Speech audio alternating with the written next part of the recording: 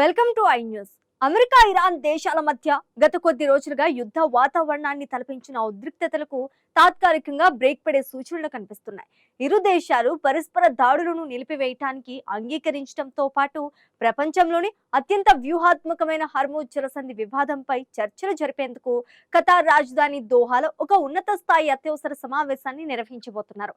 ఒకవైపు శాంతి చర్చలు నడుస్తున్న అమెరికా అధ్యక్షుడు ట్రంప్ మాత్రం ఒప్పంద నిబంధనలు పాటించకపోతే మళ్లీ యుద్ధాన్ని ప్రారంభించే పని పూర్తి చేస్తాం అంటూ ఇరాన్ ను తీవ్ర స్థాయిలో హెచ్చరించడం అంతర్జాతీయంగా ఉత్కంఠ రేపుతోంది. మరి దోహా వేదికగా జరగబోయే ఈ హై ప్రొఫైల్ మీటింగ్ వివరాలను మా స్పెషల్ స్టోరీలో ఇప్పుడు చూద్దాం. అమెరికా అధ్యక్షుడు Donald Trump Iran president Masoud Pezeshkian virtual గా కుదుర్చుకున్న 60 రోజుల యుద్ధ విరమణ ఒప్పందం వారాంతంలోనే తుంగలో తొక్కినట్లయింది. శనివారం ఉదయం ఇరాన్ రెవల్యూషనరీ గార్డ్స్ బహ్రెయిన్లోని అమెరికా నౌకాదళ స్థావరాన్ని లక్ష్యంగా చేసుకుని వన్ వే అటాక్ డ్రోన్లతో దాడికి తెగబడడంతో ఒక్కసారిగా పరిస్థితి మొదటికి వచ్చింది.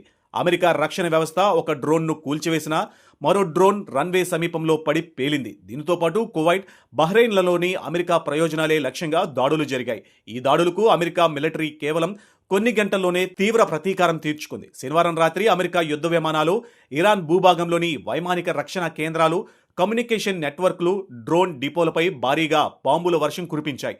అమెరికా తమకు రావాల్సిన $20 బిలియన్ నిధులను విడుదల చేయలేదని, లెబనాన్లో ఇజ్రాయెల్ దాడులను ఆపలేదని ఇరాన్ అంటుంటే, ఇరాన్ అంతర్జాతీయ వాణిజ్య నౌకలు, చమురు ట్యాంకర్లపై దాడులు చేయడమే తమ ప్రతీకారానికి కారణమని అమెరికా రక్షణ శాఖ స్పష్టం చేసింది. ఈ తాజా ఉద్రిక్తతల వల్ల ప్రపంచ ఆర్థిక వ్యవస్థకు అతిపెద్ద ముప్పు పొంచి ఉంది. ప్రపంచ ముడి చమురు రవాణాలో 20% వాటా కలిగిన హర్మూజ్ జలసంధిపై హక్కుల విషయంలో ఇరాన్ పార్లమెంట్ స్పీకర్ జలీ బాఫ్ వివాదాస్పద వ్యాఖ్యలు చేయడం, అలాగే ట్యాంకర్లపై దాడులు జరగడంతో సముద్ర మార్గంలో చమురు రవాణా నిలిచిపోయింది. దీని ప్రభావంతో అంతర్జాతీయ మార్కెట్లో బ్రెంట్ క్రూడ్ ఆయిల్ ధరలు ఒక్కసారిగా బారెల్కు $4 నుండి $5 పెరిగాయి. ఒకవేళ ఇక్కడ ఉద్రిక్తతలు ఇలాగే కొనసాగితే క్రూడ్ ఆయిల్ ధర బారెల్కు $90 నుంచి $100 తాకే ప్రమాదం ఉందని ఆర్థిక నిపుణులు హెచ్చరిస్తున్నారు.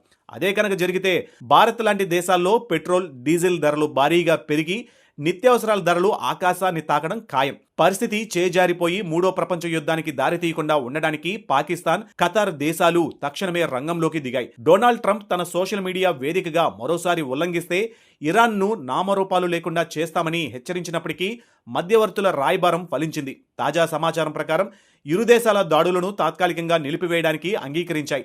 హర్మూజ్ జలసంధి మరియు నిధుల విడుదల వివాదాలపై జూన్ 30న ఖతార్ రాజధాని డోహాలో అత్యవసర సాంకేతిక చర్చలు జరగనున్నాయి. 10 రోజుల శాంతి మళ్లీ గల్ఫ్లో చమురు మంటలను రాజేసింది. రేపు డోహాలో జరగబోయే అత్యవసర చర్చల్లో అమెరికా, ఇరాన్ దేశాలు ఒక అవగాహనకు వస్తేనే అంతర్జాతీయ మార్కెట్ స్థిరపడుతుంది. లేదంటే ప్రపంచవ్యాప్తంగా సామాన్యుడిపై ద్రవ్యోల్బణ భారం తప్పదు.